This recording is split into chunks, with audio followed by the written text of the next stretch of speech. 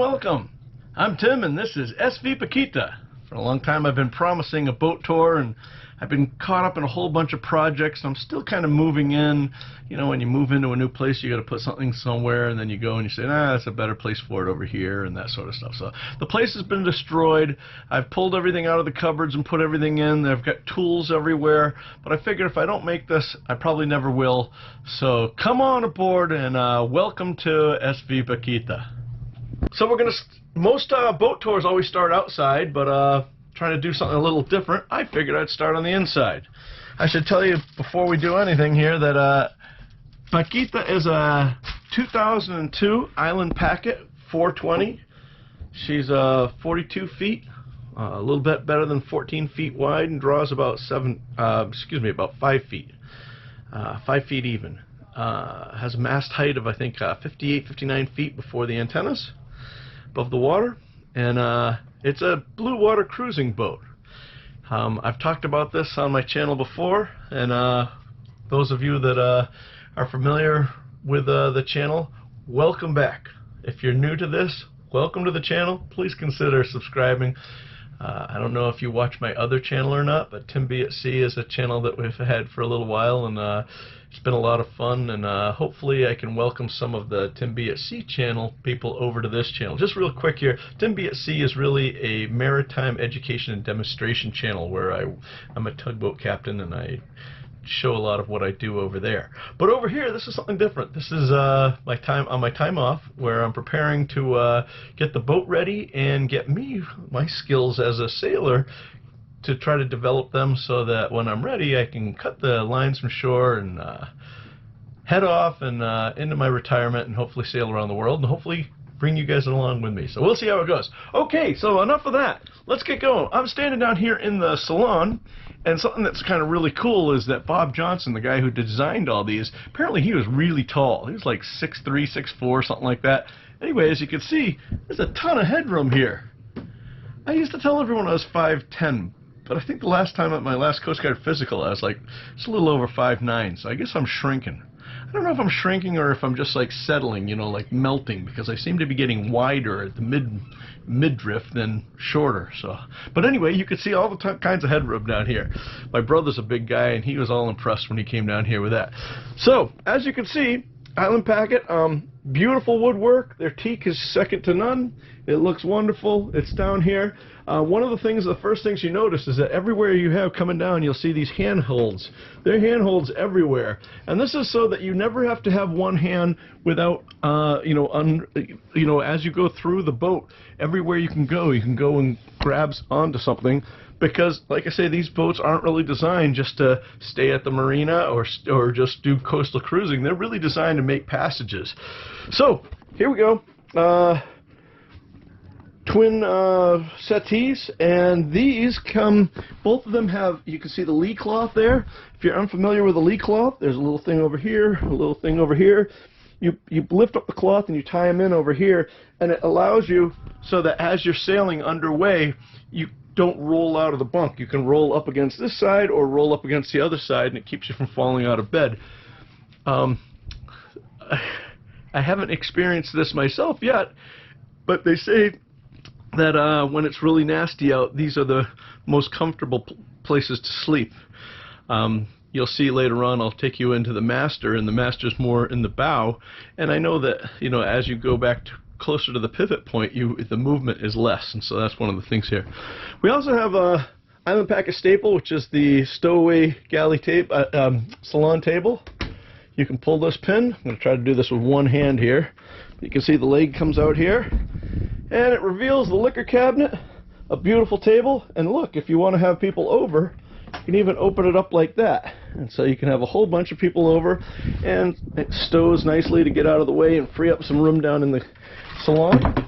Once again, I'm trying to put all this back together again with only one hand.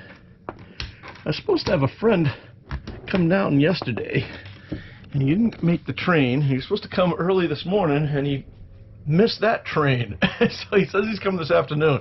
So I said, you know what, I can't wait for him anymore. I gotta just shoot this video and try to get underway, because the wind is going to die out later on today for the next few days. So if I get any chance to sail do a little sailing, I can do some on my own right here. But anyway, we have a nice chart table here.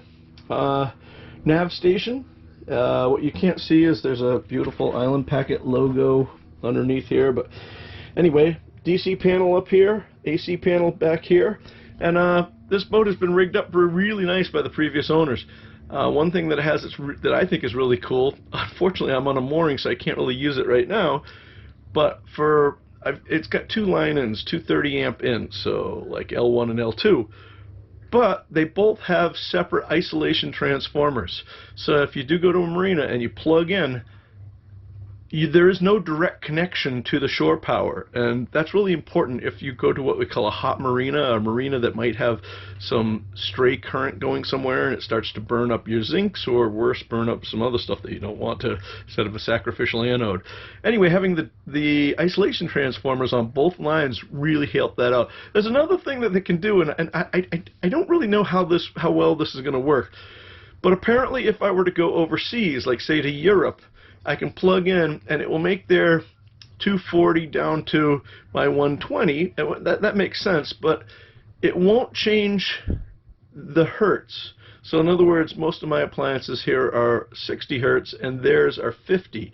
And I've heard that that doesn't mess with some things, but it messes with others. And I'd hate to like blow up my inverter or blow up a charger or anything like that by not knowing. So I have to do some research, but luckily I'm not going to where there's other power like that for quite a while. So we get some time on that. Over here I had a Blue Seas battery monitor. I took that out because I'm making a switch to everything over to Victron. I put a Victron smart shunt and a battery monitor. What you don't see is I have 3 separate Victron charge controllers for the solar out there. This is the old solar Blue Sky solar charge controller that I don't have hooked up, but I have it on the 4th panel. I figured, you know what, I can use this just in case. But we've got all the electronics have been switched over to Garmin, and complete with a NEMA 2000 backbone, and everything is put into the network. Obviously I have everything off right now, but the Garmin, the VHF gets its position information from the GPS, and so does the AIS, and the radar talks to the chart plotter and overlays and does all that wonderful stuff. We also have another thing that's kind of cool, is that the previous owner put in a SD card reader for the chart plotter. So if you want to insert other cards, you can do that without taking the plotter apart. You can do it right over here, which I thought was nice. This is the inverter that's here right now, which is a Xantrex 2000 watt charger inverter, and it seems to work really well. I'm in the process. One of the things I want to do is to swap it out for a Victron, because like I say, I'm going over, everything is going to be Victron when I'm done. But I'm having a little difficulty justifying that, because this one's working just fine. So if you're in the market for a inverter, let me know. I might know where you could get one real cheap. But anyway, this is one of those silly things that I swear to God, every time you go to a boat show, the people that design boats, they say it's the same thing for fishing lures. They say fishing lures are designed to catch fishermen, not fish, because fish don't buy the lures. Well, I think the same thing happens at boat shows. You see a lot of things. I remember years ago, 20 years ago, I had a Sea Ray, and it had a glass like a halogen cooktop and no generator. And I thought how stupid that was. And of course, as soon as my wife at the time saw it, she's like, "Oh, we got to buy that boat because it's got a beautiful glass cooktop." Like, that was the dumbest thing ever, but those are the things they put in just so you buy it. Now this thing I think is kind of ridiculous. It is kind of cool. Check this out. Look at that. Oop, oop. So I've got an electric seat for the chart table. Once again, very cool. Everybody seems to be impressed with that. My first impression is it's just another something that could break later on down the road. The good news is it's been around for almost 20 years and hasn't broken yet. Anyway, so this right here has all the filler cushions. It opens up right here to a double should you need it. This doesn't. This stays as a single. We've got 16,000 BTU of air conditioning and reverse cycle heat in here. All of these hatches, you know, this is another testament to Island Packet just putting way overdoing things. They put these $1 million hatches in everywhere, and you'll see when I go out there's a problem that I have, but none of them leak. They've been here for 20 years. You can open them up. They all have screens. My friend Rick has a couple poles up here for when he and I were going out to Maine. We never did take him down in Maine, but we've been fishing with him around here lately.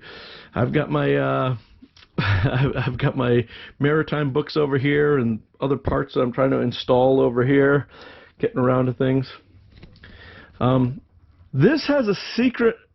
This painting right here is of a special place in Benalmádena Pueblo. That's all I'll say. If any of you could figure out why that's so special and dear to my heart, write it in the comments. All right, so moving along into the master. So this is my room here. When I bought the boat, if you see that painting back there, that the previous owner had the TV there, and it didn't seem like it was a really good spot where anywhere that you could really watch the TV. And I didn't buy a boat to watch a lot of TV, but I did buy a boat so that I could go and you know, relax and have it be my home. And sometimes I like to go to bed and watch the news to see what happened that night and that sort of thing. So I have this TV. I put it in over here. I put in the little teak hider rail over there. And this wire, this ugly wire that you see, is my charging cable for my phone. So that's not that big a deal. One thing that I did put in here that was kind of cool, see this little button right here? Look at this. If you turn it, it turns blue. What that does is that runs over and into my cabinet over there, and I have a little 150 watt inverter. So I don't have to run the big inverter takes about 40 watts just to keep it running even with no load on it, where this little inverter draws about 3 watts with nothing on it. And that's plenty of power to run the TV. And the problem is when you get really tired at night and you want to shut everything off, do you want to leave the inverter on? No, I want to hit that button. Well, I put that in, I had it wired it up with a pilot light so that it would let me know that I've had the inverter on.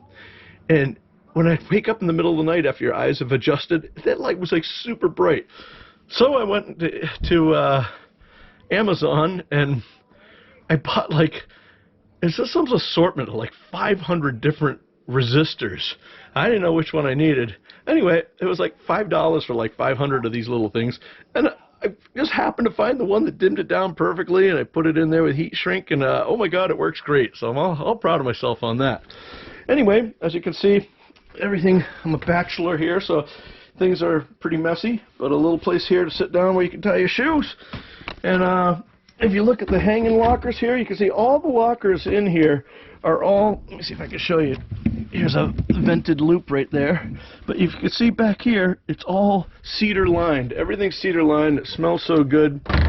I've been reading where you can actually go and rough it up with a sandpaper, and I guess it really brings back the smell like it must have smelled 20 years ago when it was new. I love that. Anyway, this bed is awesome. It's a queen. One of the things, you know, when I was talking before, I think one of the first things I have on this channel, I talked about some of the things I needed to have a boat be mine. One of them was a walk-around bed. And although this isn't, they call it an island berth, it's not technically all the way, you can't walk all the way around it, but you can get around and make the bed, and so that's kind of cool. That works for me. Another thing that's kind of cool is it's on gas struts, so you can lift it up like this, and as you can see, I've got life jackets there, and there's actually 3 layers of storage that go underneath there. That's really kind of nice. Then we've got fans and all, if you notice, all the hatches, all the ports, whether they're the ones on the side, the ones on the top, they all have screens, and they all have shades too. See this? You can block this right out if you want. Like I said, they have that, and so does the little ones over here. I mean, even, you know, they even have stuff where you hang this up. You can keep the light open. Everything has fiddles. These are called fiddles to keep everything falling out when the boat rolls over. Then we go on into the forward head here. And you can see another thing that I said that I really wanted in a boat was to have what I call a real shower, or a dry head. So this is it. You can come in here, and you can see you got plenty of headroom. a real shower door, and that works really well. Now right now I have a couple ways to heat the water. One is if I run a generator or I plug into the dock, the electric hot water will heat it. Or if I'm running the engine has a heat exchanger that will heat up the water as well. But when I'm doing neither, I have one of those little solar showers, and that, it's as silly as that sounds, it works really well. And I just bring it in, I hang it on a halyard up there, and I bring the tube in here, and you know, it's got a little on off, and it works surprisingly well. I was thinking how hokey it was, but I saw enough people online doing it. I said, you know what, I'll give it a shot. And it turned out it works really, really well. The only thing you have to do is, like, as the sun's going down, you can take a shower. You can get that water to like 110, 115 degrees, and when the sun goes down and you have a couple drinks and put all your tools away and now you're ready to take a shower, that water cools off really fast. So that's something I've learned. Anyway, this is access into the collision bulkhead and anchor locker, you know, for stowing the medicine cabinet. This also lifts up. I should wash the mirror. I wasn't planning on doing this video right here. But then once again, like you see, everything here is all locked down so that as you're rolling around, even here you have handholds throughout the entire boat. You could sit down while you're taking a shower in case the boat is heeled over, and that might be tough. But these are all things that are hallmarks of a true blue water boat. As you can see, here's an outlet for the air conditioning and heating. Beautiful teak over here. Here are my, I splurged and bought two Spinlock Volvo Series offshore inflatable PFDs, and they have the MOB AIS and DSC locator beacons that automatically deploy and sends out a strobe. I got a strobe on each one, and they have a pylon that sticks up. I think it's like 18 or 22 inches or something like that sticks up, and so that you can people can find you at night. Anyway, down here, underneath here, I have 6 AGM 120 amp hour batteries. Those were something that I was a little upset about. I don't mean I was upset, but I had in the budget when I went to go looking at boats, I said, I'm going to replace whatever batteries there are on there with lithium. I've made the jump to lithium in my house down in Puerto Rico, and it worked really well, and I really want to do that here as well. The problem I'm having is similar to the problem that I was talking about with the inverter. These batteries are only a year old, and they're working fine. And I can run the refrigerator and the freezer, and I can run all my lights and charge my cameras and run my computers and do everything I want all night long, all day, never running the generator or the main engine. And I still am at like 85% the next morning. So I can't justify getting rid of perfectly good batteries and replacing them with $6,000 or $7,000 worth of new batteries. So I'm probably going to keep using them until they go bad. Down here we have a chart storage. Now this is something that's interesting. See these rugs? These rugs came with the boat, and you say, why do you need those? Many times, if those are familiar with boat shows and stuff like that, people are supposed to come onto a boat barefoot. And that works really well when you're down in the islands. Up here in Rhode Island, there aren't a lot of people that go barefoot. And so a lot of people have their shoes on. And if you have your shoes on, you usually bring bits of sand or stone or whatever is in the parking lot attached to the sole of your shoes, and then if you have beautiful floors, it really messes them up. So by putting these down, people can still wear their shoes. Now if I do ever get the boat down south, I definitely will be removing them. But look at this. Keep in mind that this boat is almost 20 years old. Look at those beautiful floors. Teak and holly, incredible. This is not a veneer. This is totally solid wood. Beautiful. Anyway, this is kind of another neat thing. It's a dustpan, so that as you come down the stairs, anything that goes here will end up here, and you can dump it. Or you can lift it up, have access to the fuel tank. And if you see, there's two different fuel pickups and returns, so that you have a dedicated one for the engine and another one for the generator and or the hot water heater if you're using. Then over here, we have the water tank. And you know, I talked about this before, but this is 250 gallons of water.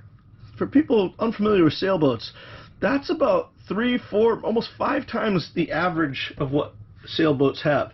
I also have something that's kind of cool. Let me see if I come around this way. You can see this way. But this is a sea chest. What I mean by that is there's one through hull with one valve that brings in water through one strainer, and then from that strainer it goes to everything in the boat that needs that kind of water. So, and you say, well, what needs it? Well, obviously the engine needs cooling water, so that goes there. I have 2 air conditioners, both of them need water. I have a washdown pump for washing the mud off the chain and washing the boat down. And then there's 2 saltwater heads. All of that salt water all comes through one entry point, which is really kind of cool. I think if I have to put the boat up for the winter, that's going to make that much easier as well, because I'll be able to do it be able to winterize everything from one point. So I thought that was kind of cool. All right, moving right along. Well, not really. Sorry I'm taking all this time, but here's my galley. Galley, once again, everything's held tight. For those unfamiliar with this, we have a gimbaled stove, so as the boat leans, the stove does too. This is just a thing to put on a cooking surface, but you can see it's a 3-burner stove here. And an oven, and it works really well. Those that have been following my Instagram will see all the, I've been baking bread to making lasagna and all kinds of good stuff in that oven. So that oven's working really well. I'm happy with that. Anyway, a double sink. One of my things I want to do on a wish list way down the road is, although this galley works and I like the fiddles on everything, see it's got fiddles all over here, I like all that, the newer versions of the same boat all went as an option, complete Corian. Now there's some Corian here and that sort of stuff, but they went with a one-piece Corian all over. And that's been something that I've really been thinking about doing. That would be really nice. And also, if I did that, I'd probably get rid of the double sink and make one single sink. I've read where other people have done that, and they've been really happy with that. Now, if you see this right here and you wonder what this is obviously fresh water that comes out of the 250-gallon tank. But the problem is it comes out of there with a pressurized a water pump that pumps that. In the event that you had a catastrophic electrical problem and you were offshore, it would be horrible to think that you would die of thirst with 250 gallons of water that you couldn't get out. So this is just a hand pump to be able to pump that out, just in case the worst case scenario. What you can't see is, because I'm running out of room and I didn't really prepare for this video, is underneath here we have storage. Oops. Storage for pots and pans, little microwave oven under there. You can see I got storage all around here, lighting everywhere. This is something I'm just trying right here. This is a piece of reflective insulation and kind of bubble wrap. Move this over with one hand. And I just did this just to kind of, it's not so much to keep the refrigerator and freezer cold, it's to try to keep the moisture down that it would be frosting up. So if you look, there's 2 buttons over here. I should turn this light on. One is for the light in the fridge and the freezer, and the other is for a pump. You can hear that noise. There's a low spot in the fridge so that when you defrost everything, it will pull right off. Anyway, when you open this up, this entire thing is all loaded up, and as you can see, I can't even reach the back. I have to use tongs to pull everything out of the back. And then this is just what I'm trying to do. See this frost right here? I'm trying to reduce how much moisture, warm air gets in here. But you can see I got a freezer, and that goes all the way back, is just like this does as well. So, and yes, I changed out the seals, and the seal to seal the whole thing. So I have done that. But once again, we get storage here, here, here. This is for the crossover fan. And then underneath here is our engine room, and we have access on 4 different, 4 things. Before I go in there, let me tell you about this. It's got what they call a fire port. So if you have to, you can flip this up, stick a fire extinguisher in here, and douse any fire that you might have in there. Nice to have the dual rake cores on here. so that if you're running and the vacuum gauge starts showing that you're pulling too much of a vacuum, and that never happens when you're at anchor or when you start up. It's always like when you're coming into a jetty or something like that. And as that happens, instead of shutting down to change the filters, you can just flip from one filter to the other and you have a brand new one ready to go. And you can actually change out the other one while you're underway using the other filter, which is very nice. Now I have a light. I reach in here, turn the light on. You see how this is looking. There we go. Here's my Yanmar 75 horse turbo diesel with I think like about 20, I have it in my logbook, but I think like 2,400 hours on it. Anyway, you can also see there's a reverso oil change system to pull oil out of the reverse gear, out of the engine, and out of the generator. And everything's right there. It's all looking good. I have an oil, what we call a diaper, that we keep underneath the engine so that in the event that there's any sort of leak at all, it shows up really quickly, and so you'll be able to see that, oh look, it's red, that means I'm leaking fuel somewhere, or oh look, it's black, that means I'm leaking oil somewhere. So it's always nice to have those kind of telltales around, and those are all things that my engineer back on the tugboat has helped me out to say, these are the things you need to look for. Now we have a day head in here, and this is what we call a wet head. So in other words, it's a regular head like this, and you can see all that. Right now I have I think I had this down because it was raining last night. There we go.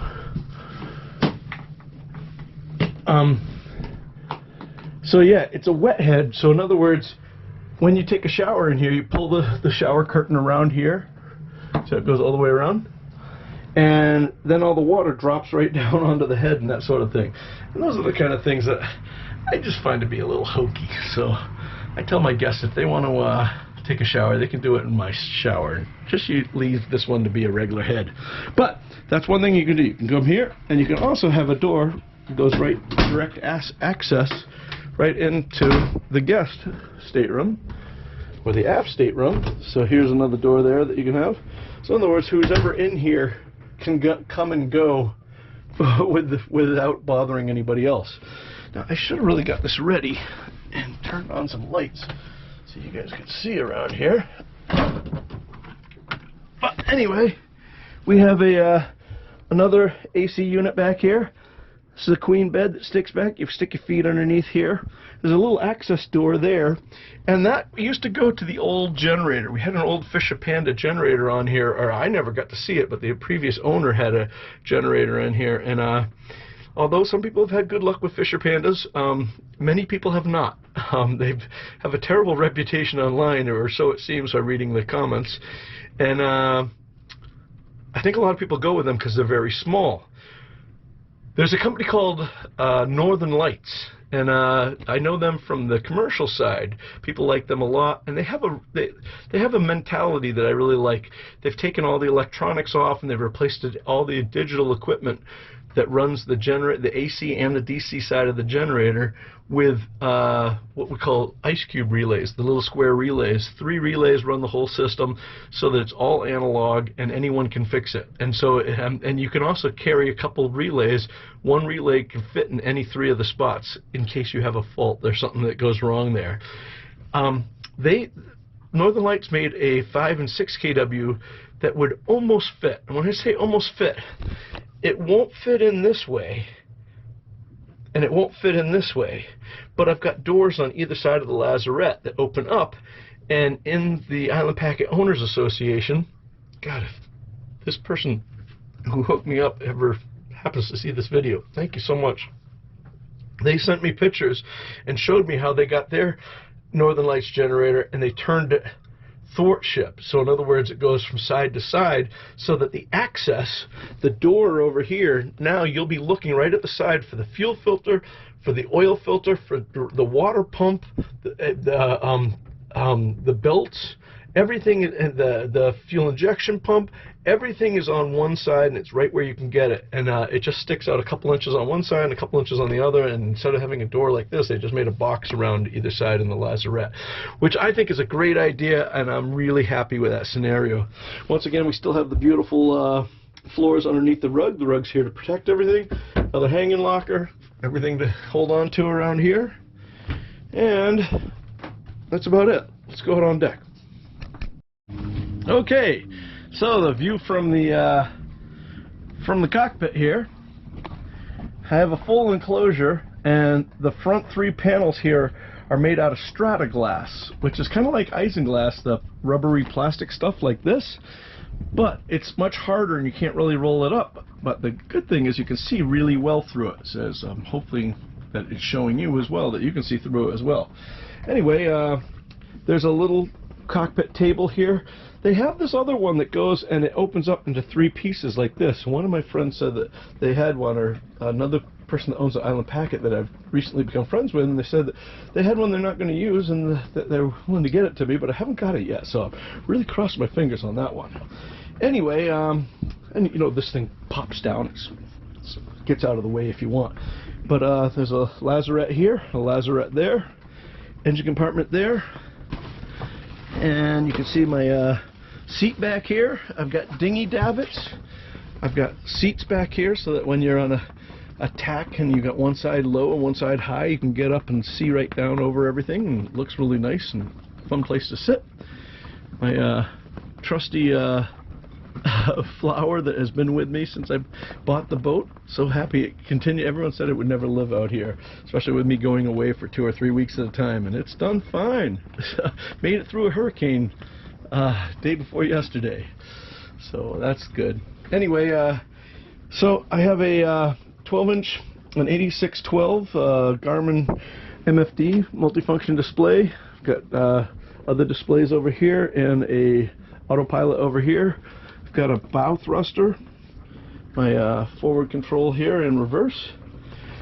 Then over here, I just installed this, which quite frankly, if you don't have one of these, kind of makes sense to me. Maybe I'm just being a little overcautious.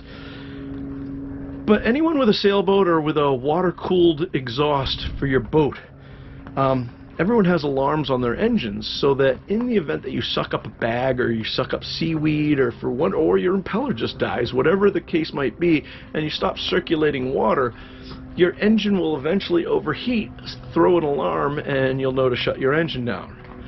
That's good, but what I'm saying is long before any of that happens, as soon as there's a reduction in water flowing out a water-cooled exhaust system, right at the elbow's going to start to get hot. And so I went to Defender Marine, and for about 50 bucks I bought this little exhaust gas temperature sender. It's a little clamp that you clamp around your exhaust elbow, and it's got a little temperature sensor, and when that thing sees 200 degrees, remember that fresh water would boil at around 212. So salt water, I don't know what the boiling point is of salt water, but I know that when you put salt in, it raises the boiling temperature up. But anyway, long before the water will ever boil, that's going to start to get really hot. So if it gets up to 200 degrees, this thing will start sounding. What's really good about that is that's even before your engine starts to know that there's a problem. In other words, you're going to have time when this thing goes off. You're still going to have a few minutes to either reduce RPM and check everything out, or get yourself in a safer position long before you start overheating the engine. When the engine starts to overheat, or before it starts to overheat, it should throw an alarm. But those are all going to be way down the road, and by that time you really shorten your opportunity to make something right. So I'm really excited about putting that in. $50 fix, really easy to put in. Anybody can do that, so that's something I'm real proud of. But anyway, that's that. Let's see, what else can I show you here? Oh, check this out. See these big winches? Look at this. Woo! 2-speed electric winches. And a lot of people say, oh, watch out for those things. You'll rip this out and you'll rip that out. Oh, believe me, I believe that is definitely the case. But you just have to be careful with them. And some people say, electric winches are nice, but they're too slow. Those are 1-speed winches. These 2-speed winches are faster than you can pull them in by hand. So that's pretty cool. Anyway, we've got 2-speed manual self-tailing winches here, here, and here, and there, and there. So over on this side, we have the furler line and the sheet line for the staysail. Then this is the port sheet line for the Genoa, and then the port headline for the Genoa over here, and the furling line for the Genoa. Over here we've got a line to adjust to loosen up or tighten up the vang. This is the sheet on the mainsail, both with clutches obviously, and then this is the in-haul and out-haul for the roller furling mainsail, and then this is the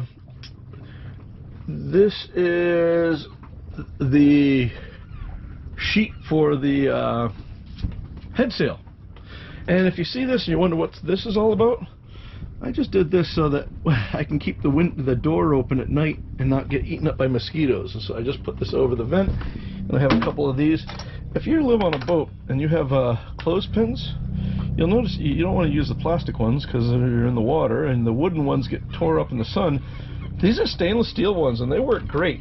And if you have little clips like that, you can put this over the top of that like that. Snap that in, and it works wonderfully. Simple little fix. Anyway, that's that. And let me show you out on deck. So this might be the first thing that you saw when we come up. This is one of the old panels that I replaced from the top. That was a 165 watt panel. I haven't rehooked it up yet, but I just disconnected it because I took it down for the hurricane. It was 2 days ago, and I haven't reinstalled it. But that's the one that goes on the sky blue charge controller. But up here, if you look up here, you'll see I have 3 panels. I've got 2 of these 200 watt panels on either side and a 430 watt panel there in the middle. And what's kind of fun, or I don't know if it's fun or not, but something that I like about this whole operation is that I got 3 different charge controllers for the 3 panels.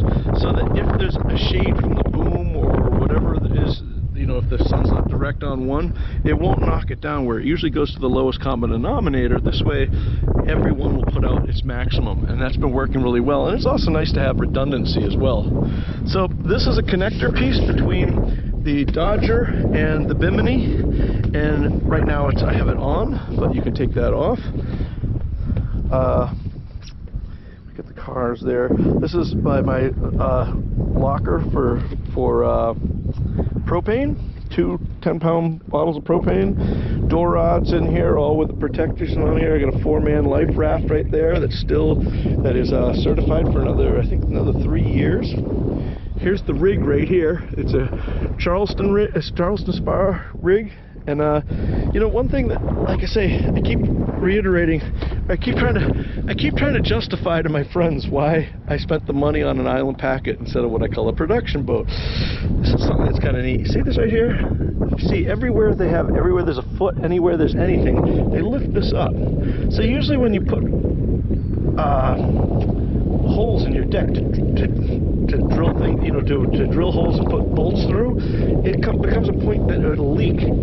Well, first of all, the entire cabin sole, coach roof, the entire that and the decks that we're walking on, there's no wood in these. There's no core wood. It's all, I think they call it polycore. It's something they use that won't break down if it gets wet, and won't rot, won't dry rot or wet rot or anything like that. But to add to that, they've lifted all these up just to make sure that they're off the ground, off the deck, and that's just something I really like. I also have these nice sturdy granny bars, series of winches all the way around. As you can see, a whisker pole here, up and down. I'm very happy with that. Learning how to use all this stuff. We come up, this is what they call the Hoyt boom. This right here. And it's self-tacking staysail. And I gotta tell you, I haven't used that as much as I'd like. It seems like people who use it, they say once you start to use it, that's the one that you'll use all the time. I do use the head sail a lot. Up here you can see we have a 55-pound rock nut with 300 feet of chain. We also have the older anchor is still there, and a rode underneath that with a ability to pull up the other one and use the top as a capstan on the windlass too. So both of those work really, really well, and I like that you have the options there. You have foot controls for the windlass here and controls for the windlass back there. One toy, those of you that have known me for a while know that I love gadgets, and one toy that I bought, and I'm kind of regretting that I bought it because it's going to be a bear to install, but is a is a counter, road counter, and it's going to involve me taking this off and drilling a hole in the gypsy, inserting a magnet, and then drilling a hole down on the bottom and inserting a sensor, and then running the wires all the way back to the cockpit. But when I get it done, not only will it tell me how many feet of road that I have out, but when I start to haul everything in, it'll also give me a warning so I don't pull everything right through the bow. So it's kind of neat. And here's my silly solar shower, and look at this, it says that it's up to 110 already. It's just in the morning right here, so that's kind of cool. Now, I was talking to you before about these hatches, and one of the problems, you see how the whole coach routes, they're all at an angle like this. So when they put a lot of hatches will be like this, and water will get in there, and they'll slowly leak, and everyone has leaky hatches. Well, these overbuilt stainless steel behemoths they put everywhere, and they put these little gutters in, which are so cool. Except for the fact that when you come in here and you grab this and you go, and it rips your toe right off. So I'm having to learn that the hard way.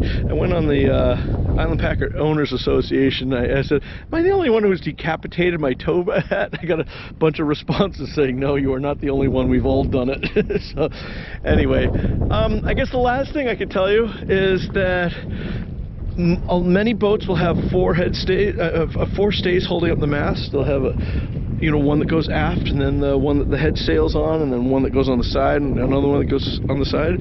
Like I keep touting Island Packet as being a really blue water seaworthy boat. We have 14 stays, so you'll see that there's a total of 5 here. This one, this one, this one, this one, this one, that one, and 5 over there. So that's a total of 10. There's 2 back stays and 2 front stays.